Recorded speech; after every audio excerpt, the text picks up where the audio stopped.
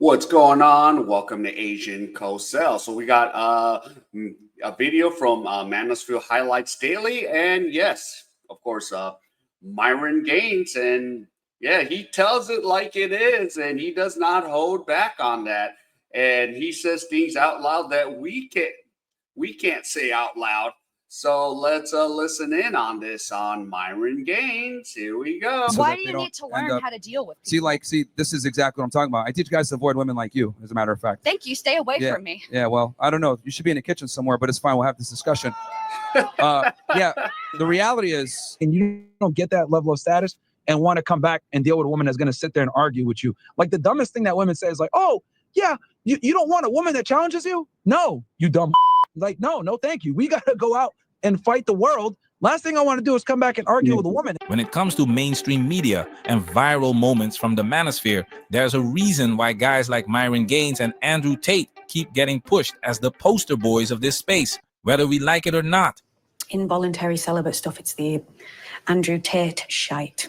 It's not just what they say, it's how they say it. And sometimes all it takes is one word. The manosphere is made up of macho podcasters and influencers. There's no such thing as an independent female. Most women have zero concept of like money. Females don't have independent thought. Today, we're breaking down a live stream panel from After Hours with Anton Daniels, where Myron jumps in, drops a verbal nuke, and the energy in the room flips like a light switch. This is Exhibit A of why Myron gets the clicks, the hate, the fans, the outrage, and why the media just can't quit him. Let's roll the clip.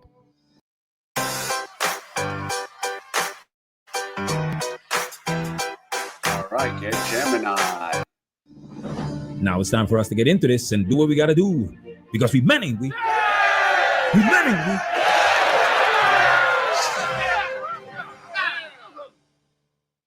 Can I comment on this? Yeah, go ahead. Do your thing. What's up, Anton? Thanks for having me on, bro. I had to come in and show love because you showed me love, and I don't forget those that show support, man. So I figured I'd come in here real quick.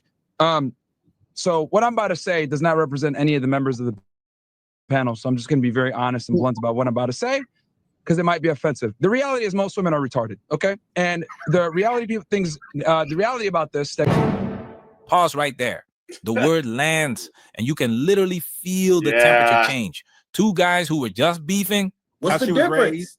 What's the difference? I'm asking you. I hate arguing with you, bro. Because you can't, you don't like this because you don't want anyone to make you substantiate your arguments. You can't just say blanket statements. You're the king of not substantiating your argument. Bro, Now they're cracking up like middle schoolers behind the gym. Anton can't help but smirk. The women smiles, disbelief, maybe a little smoke coming out their ears. But no one leaves. No one logs off. Why? Because now it's a show. And let's be real. This is why Myron gets clipped. That one word, it's a flashbang grenade. Offensive? Yep. Outdated? For sure. Effective? Without a doubt. But Myron doesn't drop words like that accidentally. He's not confused. He's calculated. He's not talking about medical conditions. He's saying, in his view, that most women are mentally underdeveloped when it comes to logic and decision-making in the dating arena. You guys need to understand, when I say that most women are retarded, is that the software is always the same. The hardware is what's different, whether the skin color, the cultural background, whatever, the hardware is always the same. The software is always the same. The hardware might be different. So the only real difference, right, sometimes is cultural situations, background, the way they grew up, etc., will maybe dictate their mannerisms, the way they behave, and what they're trying to do. But at the end of the day, all women are trying to do the same thing, which is do what? Get the best man that they can get based on their education level, socioeconomic level, where they stand socioeconomically.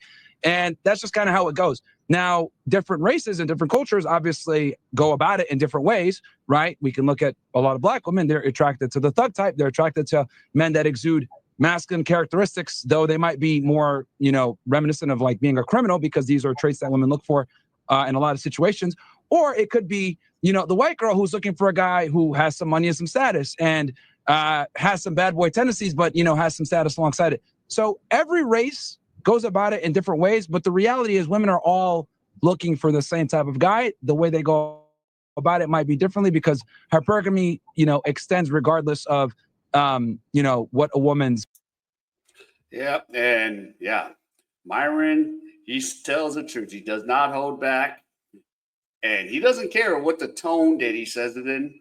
Especially on this Fresh and Fit show, and and the ladies he deals with, in that Miami scene, and I hear there's like a lot of the things, like a lot of the, not all the Miami chicks, but a lot of the chicks, they just come up with some stupid facts like women can do this, women, and then it's like, oh man. And sometimes, I even have a headache. I can't even like watch his show. It's not because of the Fresh and Fit podcast. It just, I can't. Sometimes I just have a headache listening to a bunch of women that just say stupid stuff, and I'm like, oh my goodness. Luckily, I don't deal with this out here in South Korea, but maybe if I go to the foreign bar, I'll probably have to listen to them. And I'm just like, oh God.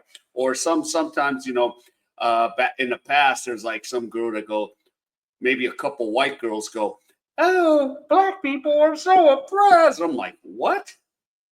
Are you seriously saying this out here?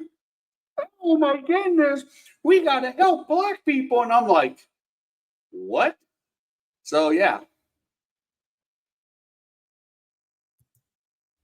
Race is, just so happens that they go about it in different ways, but the reality is that women are always going to fall to hypergamy. His core message: women are hypergamous. Their instinct is to look up. So when a man doesn't check every single status box, they can't respect him. Their emotions override their logic. Not emotional, primitive. Now, does that justify saying retarded? Probably not, but that's exactly the point. It's shock value with a thesis behind it. That combo, pure gold. This is why he gets the invites, the controversy, the platform, the attention. And here's the reality. Not everyone in the manosphere talks like this. Not everyone agrees with how far he takes it. But once the media picks a villain, they don't go looking for nuance. They go for the loudest one in the room. Now let's go to Exhibit B.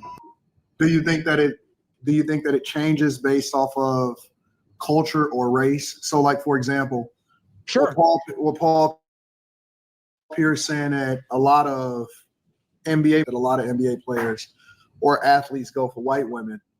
I think that a lot of NBA players that I've met has just been goofy. Like, a lot of them are young. A lot of them haven't necessarily lived long enough. A lot of them get resources, but it doesn't necessarily mean that they understand the dynamics of women. A lot of times they just get with women based off of what's available, and a lot of them are at their hotel rooms, or a lot of them at the hotel before they even show up. Do you think that the cultural differences also yield different results when it comes to women? And I'm not even just talking about athletes. I'm talking about great men in general. Do you think that the cultural differences or the race plays a role in whether or not men are attracted to them, or do you just think that it's culture by itself and the type of men that women go after? I mean, it's such a multitude of different things. Like, if we're going to talk about NBA players, right, for example, just as the first one. So a lot of these guys play college first. When you're in college, a lot of the times you're in a white dominant, situation where you're an athlete, you're Division I athlete. I could say this from experience from being a Division I athlete myself. Like, the women are going to just gravitate towards the D1 athletes. And then when you're a basketball player or a football player at a Division I school, you're kind of at the top of the pecking order from a social status perspective. So what ends up happening is, let's say you did come from an inner city, you were the top guy, then you go to a big Division I school, you're not seeing Shaniqua and LaQuisha anymore. You're seeing, Becky and a bunch of other girls from Midwest. So like your thing switches, and men, we like variety. So since men like variety, this is something different that I'm not used to. Oh, I'm gonna go with this. And what ends up happening a lot of times is these guys will get a girl in college, and that girl will kind of follow them along. And then, they might have that chick as a woman that was with them when they were playing sports, or they might find a girl once they get into league or whatever. But what I realized is, like, with men, it just comes down to variety. I don't think men care so much about, everyone has their preferences, of course, but I think what men care about the most is, like, is this girl going to be submissive, not be a pain in the ass? Because a lot of times when men make money and they acquire status, they acquire that money and status, and the first thing they do is get rid of problematic women a lot of the times, right? Because you don't make that kind of money and you don't get that level of status and want to come back and deal with a woman that's going to sit there and argue with you. Like, the dumbest thing that women say is like, oh, yeah, you don't want a woman that challenges you? No, you dumb whore. Like, no, thank you. We got to go out and fight the world Another masterclass in chaos. Yeah, before, basically men, or even a lot of the average men just want a chick that's peaceful. We don't want to deal with one that goes, oh yeah, you got to challenge it, you got to handle me, and that's why a lot of the guys now in the West are checking out, and they're not even messing with the women. They're just like doing their own thing, or they're going to get their passports and fly out to Asia till all that runs out. So yeah, because in other countries they might see someone more feminine and doesn't have a high as body count compared to a majority of the women in the West. That entire breakdown, flawless. He was surgical, articulate until the final punch. Then bam. No, you dumb whore. Like, no, thank you. Was it necessary? Nope.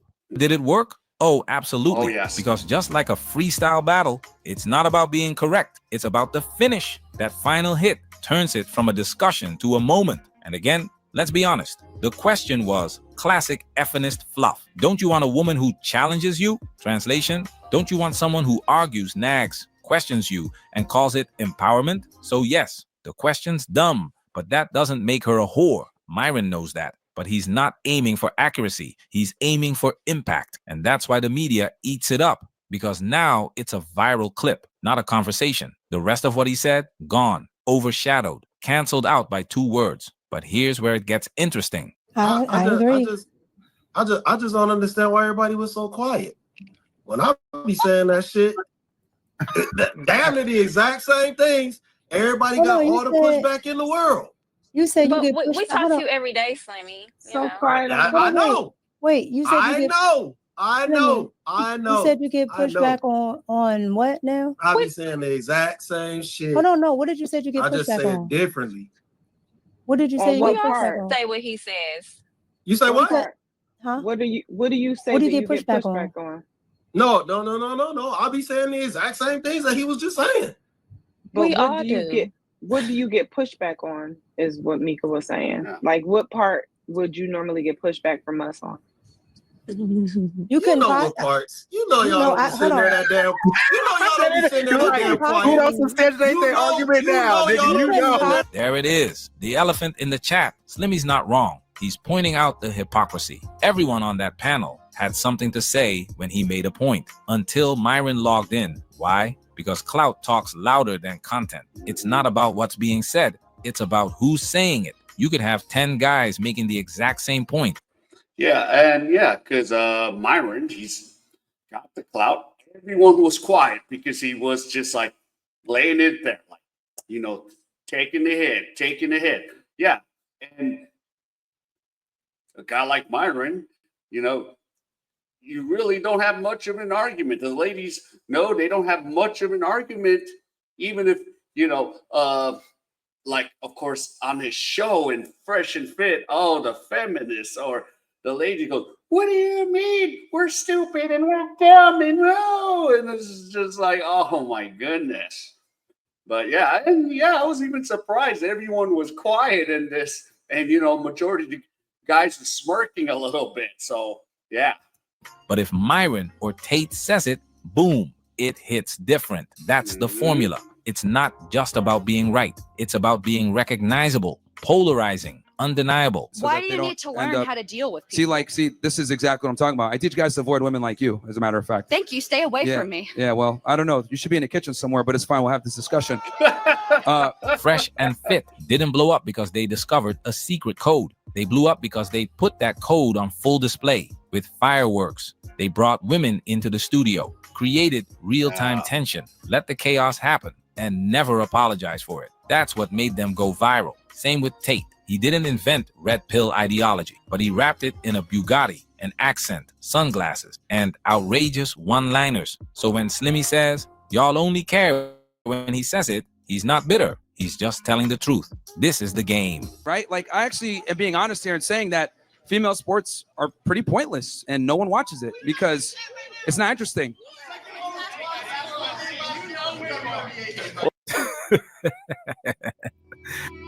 And here's the thing. The message is often valid. Men are tired of combative women. tired of feeling like relationships are uphill battles, tired of being told they're weak for not wanting to be challenged 24/7. That's the message. But once it's delivered with dumb whore at the end, nobody remembers the sermon. They just remember the slap. And that's the trade-off. The media doesn't hate Myron and Tate because they're wrong. They hate them because they're loud, persuasive, and can't be ignored. They're viral, they're headline material. And worst of all, sometimes they're right. Yeah, true that. And yeah, so yep, shout out to Manosphere Highlights Daily. And yep, and that's what a lot of the people will remember, like, yeah, you dumb whore, or women, doesn't bring anything to the table, and that's what everyone remembers, and they get all triggered about it. So yeah.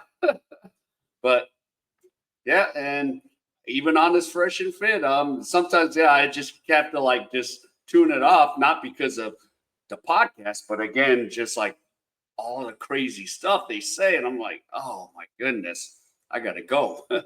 All right, so if any of you enjoyed any of this content, please give me the HKO special, help the king out, hit the like, subscribe, and comment, and wherever you are, stay safe, and I'll see you in my next video.